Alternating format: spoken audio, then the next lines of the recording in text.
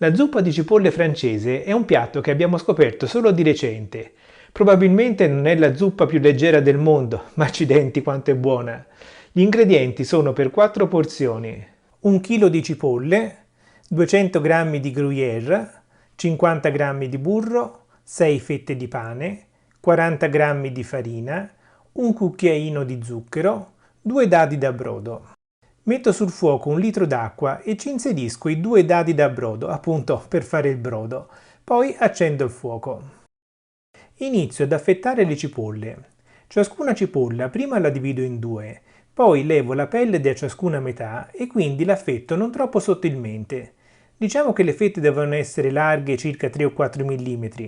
Si tratta di un lavoro abbastanza lungo e pieno di lacrime, ma alla fine ci troviamo una bellissima montagna di cipolle affettate. Eccola qua. Uso questo tegame mezzo fondo con manici in metallo e fondo spesso, che può andare anche in forno. Metto il burro. E così lascio sciogliere in questa maniera e quando il burro si è sciolto inserisco nella pentola tutte le cipolle e lo zucchero. Intanto accendo anche il forno a 180 gradi. Mentre le cipolle si cuociono tosto il pane. Io uso il fornetto, ma ovviamente si può usare un tostapane, una piastra oppure quello che preferite. Quando le cipolle hanno iniziato ad ammorbidirsi, aggiungo la farina setacciandola e poi mescolo lungamente. Una volta incorporata bene la farina, verso nel tegame circa 3/4 del brodo che ho preparato. Lascio cuocere piuttosto a lungo e se serve aggiungo altro brodo. Mentre le cipolle cuociono, preparo il formaggio. Levo la buccia del gruyère e visto che questa fetta è abbastanza sottile, io devo ricavarne delle strisce larghe, taglio con il coltello un po' in diagonale in modo da avere delle fette più larghe. Questa in realtà è soltanto una comodità per fare prima. Assaggio per controllare se serve salare, eventualmente aggiungo sale. Sì, ne serve ancora un po'. Ma adesso la zuppa è sostanzialmente pronta. Andiamo ad assemblare il tutto. Se avessi delle cocotte monoporzione da forno preparerei le porzioni adesso, ma visto che non le ho e si fa con quello che si ha in casa, proseguo con lo stesso tegame.